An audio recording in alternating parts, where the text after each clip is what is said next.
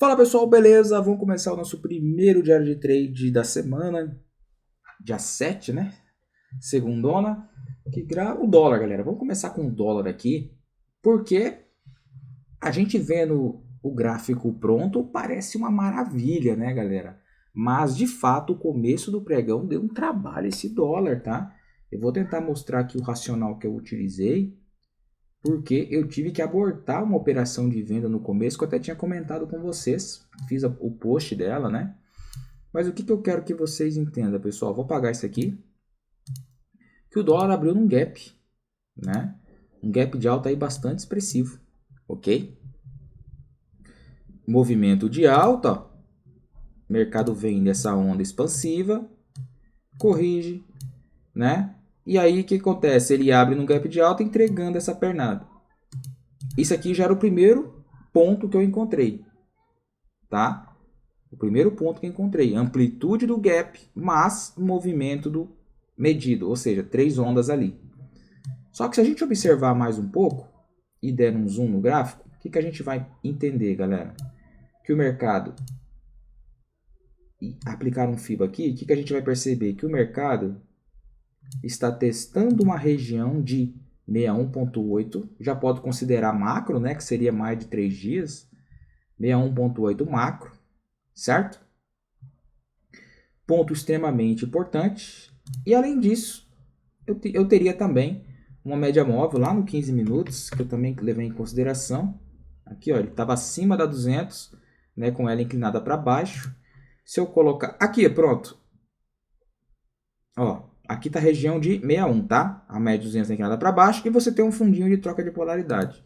E vem no movimento direcional de baixo. E no macro,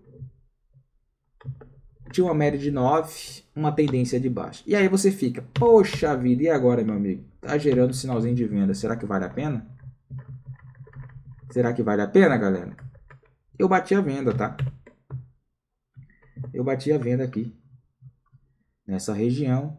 E, meu amigo, fiquei preso nesse trade, tá? Fiquei preso nesse trade. O mercado passou aí uma correção, né? Veio aí, basicamente aqui já era 10 da manhã. E quando começou a carregar o candle positivo, eu falei pra galera, pessoal, tô pulando fora aqui.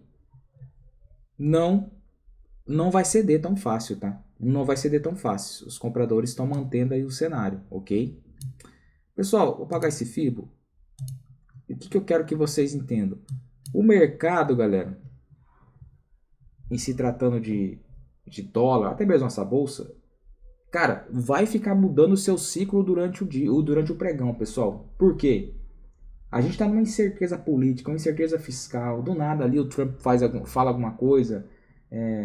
Aí tá tendo a reunião do BRICS, né? Eu creio que o nosso mercado pesou hoje muito também para essa questão, né? Do Brasil tá desafiando o dólar, né? Vamos começar ali. Só acho assim, galera. Como que é? Fala, catucando onça com vara curta, né? Só isso, meu amigo. Complicado, né? Quem paga a conta é o brasileiro. Enfim. Mas como eu sou do mercado financeiro, eu tenho que estar preocupado aqui com os movimentos, em acertar os movimentos, tá? Junto com meus alunos. Aí, galera, faltou um ponto que eu esqueci de citar para vocês, que foi a falha do pivô também, tá? Foi a falha do pivô, ok? Então teve aí, só para vocês analisarem de novo.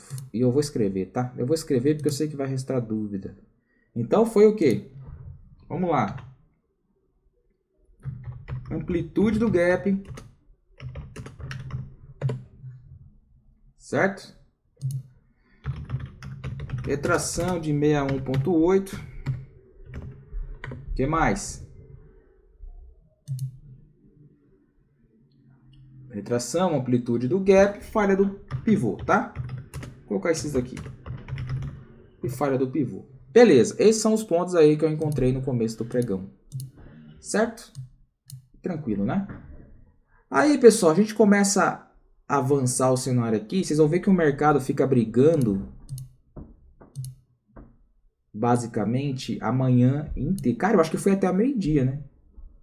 Foi até o meio-dia aqui, ó. O mercado brigando, né? aquela porradaria, aquela pancadaria. Aí, galera, a gente tem um rompimento aqui bastante forte, tá? E aí ficou, caraca, meu, será que este rompimento é confirmado ou é falha de topo? Tanto que o pessoal queria vender por ali, a gente acabou dando uma segurada e falou, galera, se fizer um pullback, fica interessante, né? Tanto que o mercado vai fazer o quê?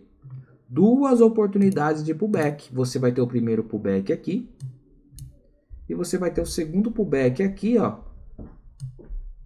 seguido de um novo candle comprador rompendo a bandeirinha, né? Porque bem ou mal, isso daqui dá para considerar uma bandeirinha, ó. Certo? E é que ele entrega um novo rompimento. Ok? Então a gente tem aí esses pontos aqui do mercado de dólar, tá? Basicamente, pessoal, a partir do almoço, a partir do horário do almoço, foi o ponto que o mercado começou a entregar movimentos, ok? Basicamente foi este cenário. Então você tem uma abertura em gap de alta, uma manutenção do gap, tá? Médias móveis ascendentes, rompimentos de máximas. Esse foi o cenário aí para o dólar, tá? Não tem muito o que fazer.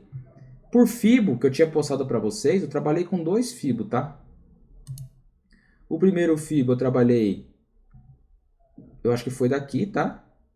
Pivôzinho, ó, que a gente cravou o último alvo. E o outro FIBO você poderia trabalhar, ó. Eu vou pegar até a outra ferramenta. Você pegar desse fundo e jogar para esse topo, tá? Da região de briga, ó. A partir do momento que ele rompe, eu arrasto para o próximo nível. Olha onde o mercado foi, certo? Vamos arrastar mais um nível? Olha lá, ó. Por pouco o mercado não chegou a cravar o segundo alvo. Firmeza? Tranquilo, né? Então vamos passar aqui para o índice, porque o índice a gente cravou, tá? O alvo do pivô de baixa. Rapaziada, mas eu confesso para vocês, cara, que deu trabalheira esse índice, tá? Eu fiz 2 trades nele, tá, pessoal? Fiz uma compra no começo do pregão e uma venda, tá? Fiz uma compra e uma venda, ok? Só que o que é o ponto-chave, rapaziada? O mercado vinha no movimento de alta, tentando romper topo no macro, né? E uma abertura em gap de baixa, em cima das médias móveis. Você deixa os players se matarem aí, certo? Se matarem aí, tá? E aí, o que acontece? Aqui, ó, deixa eu pegar aqui uma ferramenta. Você vai ter essa marcação de fundo e você vai ter nova marcação de fundo. Ainda você não tinha isso daqui, tá? Eu sei que eu tô com o gráfico parado, que dá a impressão, poderia ter vendido direto. Não, vamos apagar isso daqui, tá? Tava assim, ó. Ok? A gente tinha isso daqui, ó. Isso é o que a gente tinha. Então, dentro dessa circunstância, o mercado estando rasgando a média móvel de 200 em cima da 20 dos 60 minutos, testando suporte, eu tentei dar uma antecipada na abertura aí do Ibov, tá? E o mercado foi, né? Ameaçou dar uma andada a favor, mas já defenderam. Só que o ponto que defenderam aqui, ó, o ponto que defenderam aqui foi o ponto que eu tô saindo do meu trade. Tá? O ponto que eu tô saindo do meu trade.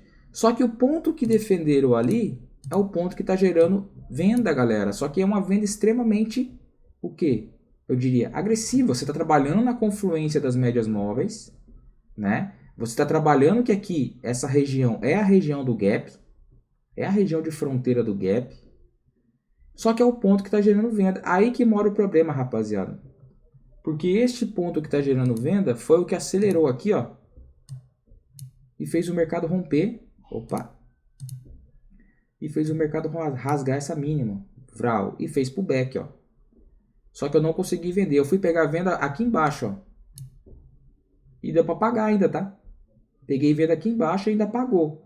Só que aí, se vocês perceberem aqui, foi o ponto que eu tentei vender. Falei pra galera, putz, agora tá fazendo um pullback, pessoal. Mas não tava legal, galera. O gatilho estava extremamente confuso.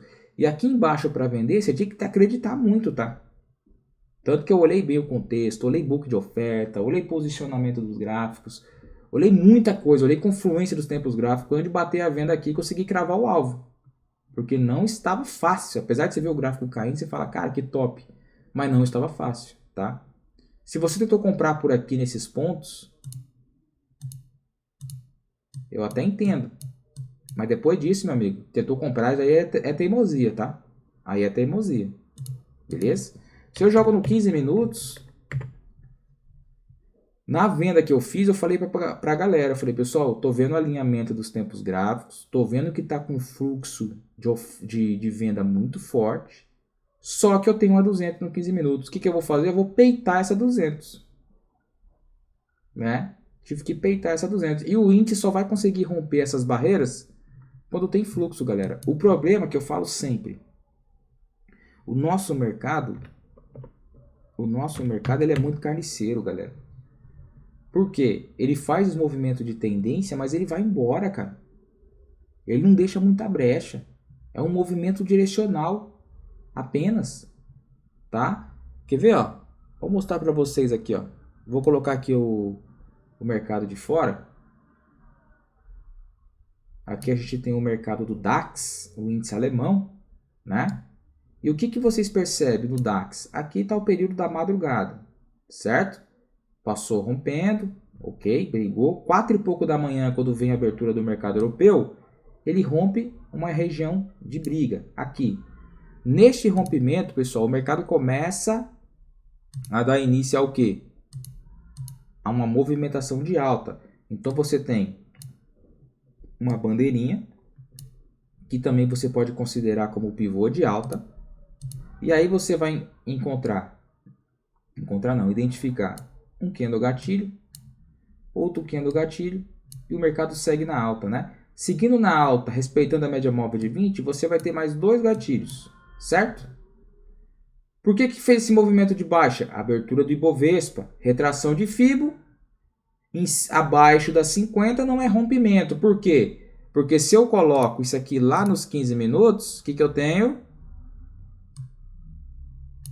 Eu tenho média móvel de 20 períodos. Opa! Tem uma 20 nos 15 minutos, meu irmão. Você acha que os caras vão ceder? Gatilho comprador. Olha o movimento inteiro de tendência que esses caras fizeram.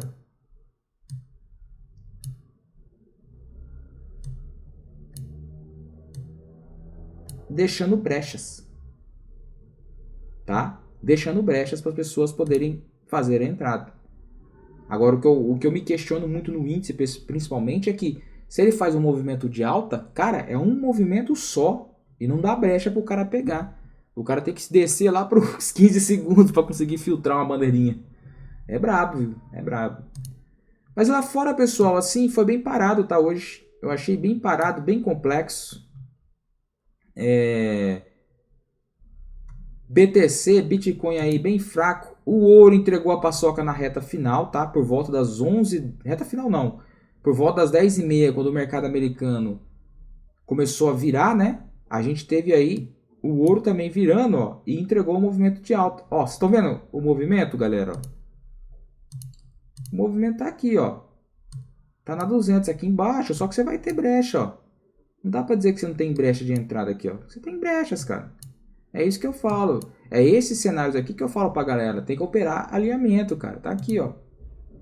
Né? Sem falar no quê? Na divergência que tá aqui embaixo, ó. Um lindo processo de divergência que se você aumenta o tempo gráfico, você também consegue interpretar isso aqui e chamar de uma grande deriva, né? Ok? E aí o Nasdaq, pessoal. O Nasdaq gerando venda aqui agora, ó. Caralho, meu. O Nasdaq eu tentei venda, pessoal. Tentei venda. Ele tirou lá no começo do pregão. E eu acabei perdendo o movimento de baixa. Mas foi bem complexo, tá? Não tem muito o que eu desenhar para vocês aqui. Porque é muita sombra, ó. Sombra para baixo, sombra para cima. Aí aqui ele foi... Aqui quando ele pegou, tirou, ó. Tá vendo? Que foi meu ponto de venda. Aí ele tirou cada spreadzinho e acabou descendo, tá? Mas não teve muita coisa assim Beleza, galera? Não teve muito aí que se comemorar. Até porque o Nasdaq, ó, ele tá caindo, tá? Eu acho que vai corrigir mais no diário. Ele tá acima do topo histórico e tá bem caro o movimento. Talvez os caras vão baratear isso daí para esperar essa média móvel de 20 se aproximar, viu? Tentar armar uma nova estrutura, um novo pivô. Até que não seria tão ruim, né? Porque vai ficar operando ali, vai ser bravo, viu? E o ouro, como eu já falei. É isso aí então, pessoal. Vamos finalizar aqui e a gente se encontra na próxima.